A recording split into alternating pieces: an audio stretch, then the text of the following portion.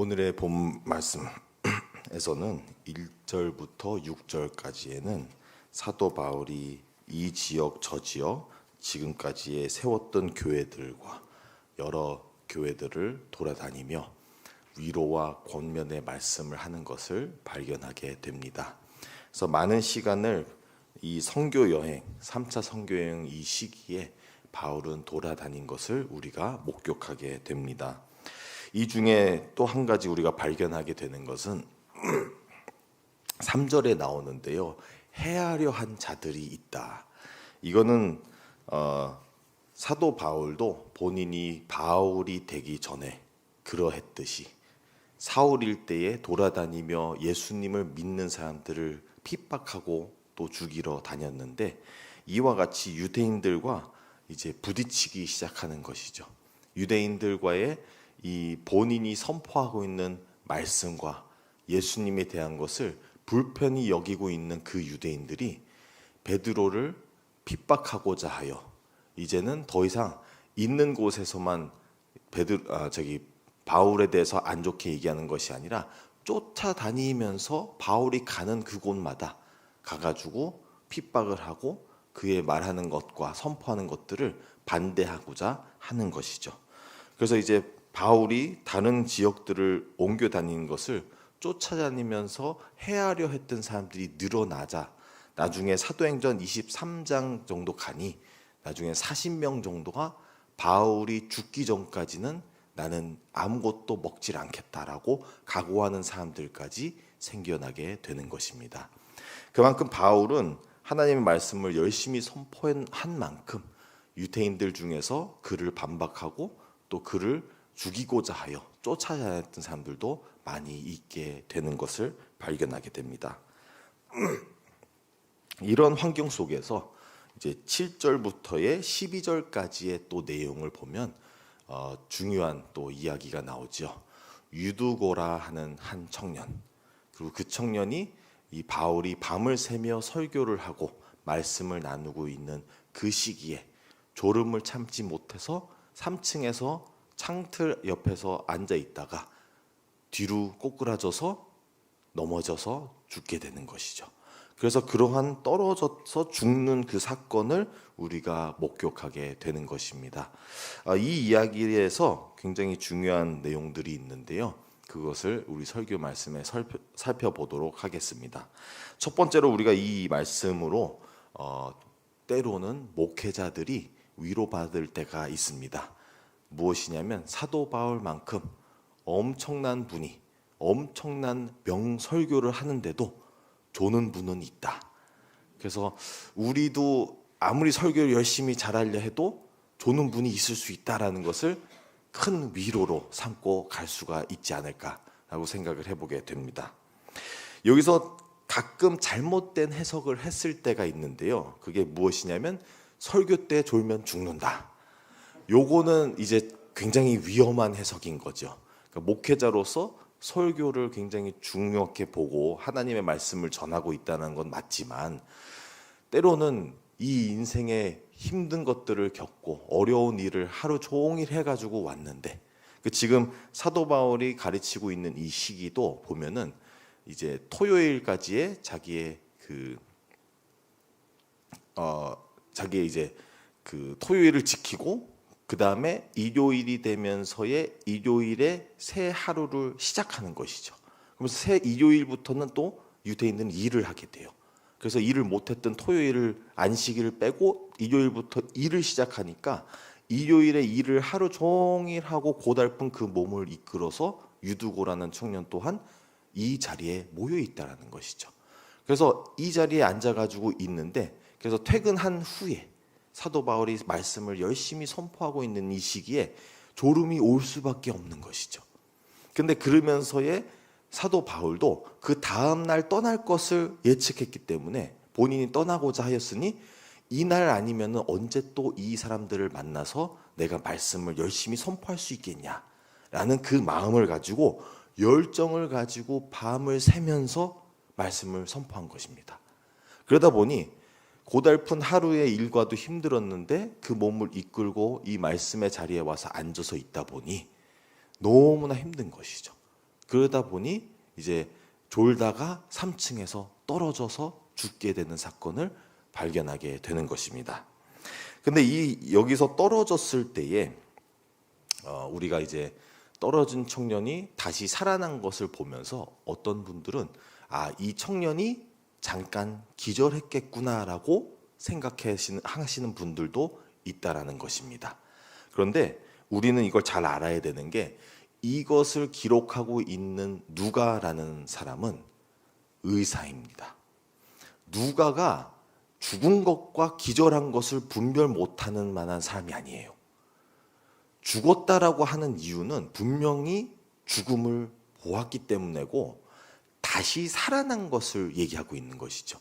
그러니까 잠깐 기절했다가 다시 일어난 게 아니라 분명한 죽음과 분명한 되살아나는 것을 보게 된 것입니다. 이 사건을 조금 더 설명하자면요, 유두고가 3층에서 떨어져 죽고 나서 바울이 즉각 달려가서 그 몸을 끼어 안고 이제 아마도 추측해 보는데 기도를 하지 않았을까라고 생각을 해보는데요. 그러면서 했던 얘기가 떠들지 말라, 아직도 생명이 있다라고 했습니다. 그런데 아마도 생명이 있다는 것은 믿음으로 본 것이 아닐까. 실질로 죽은 것이지만 하나님께서 다시 살리겠다라는 의지를 알기 때문에 그 살릴 것을 미리 예측하고 그런 얘기를 한 게 아닐까라고 생각을 해봅니다. 우리가 흔히 복음서에서도 그런 얘기를 있죠. 예수님께서 죽은 사람을 보고 죽지 않았고 자고 있다라고 할 때가 있으시죠. 그것은 그분이 진짜 자고만 있었을까요? 죽은 건 확실히 죽은 거예요. 근데 다시 부활할 것을 예측하고 있기 때문에 예수님께서 다시 살리고자 하기 때문에 죽은 게 아니라 자고 있다라고 얘기를 하는 것이지 실질론 죽은 거는 맞다라는 것입니다. 이와 같이 오늘의 사건 또한 유두고라는 청년은 분명하게 죽었는데, 그리고 사도 바울은 다시 끼어안고 살려내고 그리고 말씀을 또 다시 선포하며 밤새도록 먹고 마시면서 말씀을 나눴다라고 합니다. 그리고 떠난 이후에 우리의 12절 말씀에 보면은 이제 다시 살아난 청년으로 인해서 거기에 드로아에 있는 교회 공동체가 큰 위로를 받았다라고 기록하고 있습니다. 자, 이 부분에서 우리는 단순히 한 청년이 죽었다가 다시 일어난 사건으로만 보게 되는 게 아니고요. 성경을 다 이해하고 계신 분들은 이 사건을 보면서 머릿속에 비슷한 사건들이 떠오를 것입니다. 그게 무엇이냐면 열왕기 상에서 나오는 엘리야의 이야기와 열왕기 하에 나오고 있는 엘리사의 이야기와 또한 우리가 또 복음서에서 나오는 마가복음 5장에 나오는 여이로의 딸을 살리는 예수님의 사건 또한 이 지금 일어나고 있는 사건과 굉장히 비슷한 모습이 많이 있다라는 것입니다. 어떤 부분이 비슷하냐면요, 열왕기 상과 열왕기 하에 나오는 엘리야와 엘리사의 이야기는 당연히 과부의 아들이 죽었을 때에 하는 행동들이 있어요. 그래가지고 문을 다 닫고 본인의 몸을 그 죽은 시체의 몸에 덮지요. 바울도 지금 즉각 내려가서 유두고의 몸을 끼워놨다는데 그게 자기의 몸으로 덮친 거죠. 그리고 이제 한참 기도를 해요. 하나님께 이 죽은 자를 살려내라고.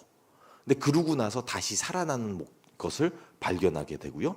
예수님은 단지 자기의 몸을 덮을 필요가 없었던 이유가 본인이 생명이신데 말씀으로 창조하신 분이 말씀으로 못하시겠어요.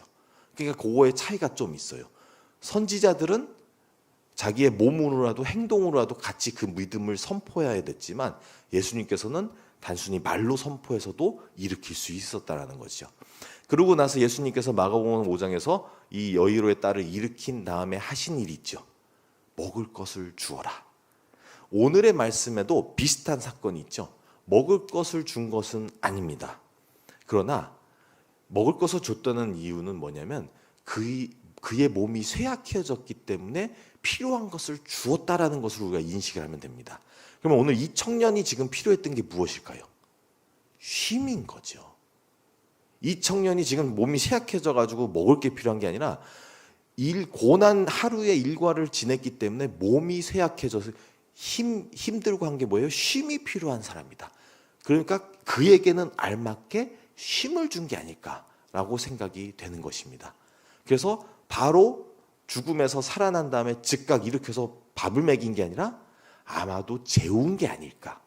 그러니까 12절에 아침이 돼서야 그를 돌려주면서에 그가 다시 이제 쉼을 얻고 나서 일어난 그 모습을 가지고 사람들이 일어난 게 맞구나, 다시 살아난 게 맞구나 확인하면서의 큰 위로를 얻은 게 아닐까라고 우리는 생각을 해보게 되는 것입니다. 그럼으로써 오늘의 이 유두고의 사건은 단순히 하나의 자그마한 기적이 아니라, 또는 죽은 사람이 살아낸 기적이 아니라, 이거는 마치 구약 성경에 일어났던 사건과 또는 예수님께서 있었을 때 나왔던 사건을 다시금 볼 수 있는 굉장한 경험이 되는 것이죠. 조금 다르게 말한다면 모세 때의 홍해를 건넜더라면 지금 이 사건은 마치 여호수아를 통해서 요단강을 건너는 사건 같이 보일 수가 있다라는 것입니다. 그래서 이미 일어났던 사건들을 옛날에 있었겠지, 옛날 이야기다 라는 게 아니라 직접적으로 그 자리에 계셨던 모든 분들은 바로 자기의 눈으로 목격함으로써 굉장한 힘을 얻었겠죠. 이 말씀이 그냥 나온 말씀이 아니구나. 그리고 우리가 예전에 있었던 그 모든 일들이, 예수님께서까지 선포했던 그 말씀들이 실질로 우리에게 구원을 얻어다 줄 수 있는 것이구나. 죽은 자도 부활시킬 수 있는 그 능력 있는 하나님의 말씀을 전하고 있는 것이구나 하면서 직접적으로 보게 된 것입니다. 그러니까 단순한 그냥 기적 보고 놀랍고 감사한 게 아니라 직접적으로 그 큰 구약과 신약의 맥락에서의 그걸 다시 보게 되니 너무나 큰 힘인 거죠. 이제는 내가 진짜로 더 확신을 가지고 믿을 수가 있겠구나. 그러면서 가는 사건이 되겠습니다. 여기서 오늘의 현재로 조금 더 돌아와서 보게 되면요, 우리도 이러한 우리의 삶 속에서 작은 기적들, 이렇게 큰 죽었다 살아나는 기적만이 아니라 이런 작은 기적들을 꾸준히 보면서 살아야 우리도 신앙생활에 또 힘을 얻지 않겠습니까? 그런데 그러면은 우리가 과연 어떠한 기적들을 보며 사는지를 항상 좀 점검해 보면서 가야 되는 게 맞지 않을까 생각을 해보게 되는 것입니다. 때는 우리가 신앙생활을 오래 하다 보면은 자그마한 기적들을 잊고 살 때가 많죠. 그래서 흔하게 익숙하게, 그래서 당연시 여기며 갈 때가 너무나 많은 것입니다. 그런데 오늘날도 우리는 많은 기적들을 맛보면서 살아간다는 것을 우리의 영적 눈을 깨어서 봐야 하는 것입니다. 그래야 우리도 신앙이 계속 더 힘을 얻으며 하루하루 신앙생활을 열심히 살아가지 않겠습니까? 근데 그러면은 우리가 흔히 지나가고 있는 몇 가지만의 기적들을 함께 말씀을 나누어 보도록 하겠습니다. 하나는 기본적으로 우리가 매일매일 누리고 있는 일용할 만나가 있지 않습니까? 때로는 우리가 노력해서 얻었다고 생각하지만 노력하는 것조차도, 우리에게 일을 주신 것조차도 하나님이시고, 그리고 그 일을 통해서 월급과 우리가 밥을 먹을 수 있고 살아갈 수 있게끔 하는, 먹는 것만이 아니라 또 우리의 영적 양식도 채워주시는 그분이 계시기 때문에 우리가 충분한 보충을 받으며 살아가는 게 아닐까 생각을 해봅니다. 또는 우리가 쉽게 생각할 때가 있지만 홍해만큼은 아닐지라도 홍해와 같은 우리의 가는 길을 방해하고 있는 많은 것들이 때로는 하나님께서 우리가 모르실 때에 자고 있는 사이에 그 모든 것을 갈라놓으시기 때문에 길을 터서 우리가 가야 하는 길을 충분히 가고도 우리가 절대 해를 당하지 않으면서 갈 수 있는 것이 아닐까라고 생각을 해보는 것입니다. 때로는 우리가 해치지 해를 당하지 않으면서 가기 때문에 그게 당연하다고 생각할 때가 있어요. 근데 그것은 하나님이 홍해를 막고 계시기 때문인 것이지 우리가 원래 일상이 그래서가 아닙니다. 요즘 뉴스만 봐도 칼부린 사건도 많고 굉장히 위험한 세상에서 살고 있습니다. 근데 우리가 보호를 받고 있는 이거는 하나님께서 막고 계신 부분이 있다라는 것이죠. 가끔 해가 끼칠 때도 있지만 그때는 또 우리가 되돌아봐야 되는 시기인 거죠. 우리가 잘못한 부분이 없는지 또는 하나님께서 우리가 이 사건을 통해서 무언가 깨닫기를 바라시는 것이 있는지, 그래서 이런 식으로 또 살펴봐야 하는 게 아닐까 하고요.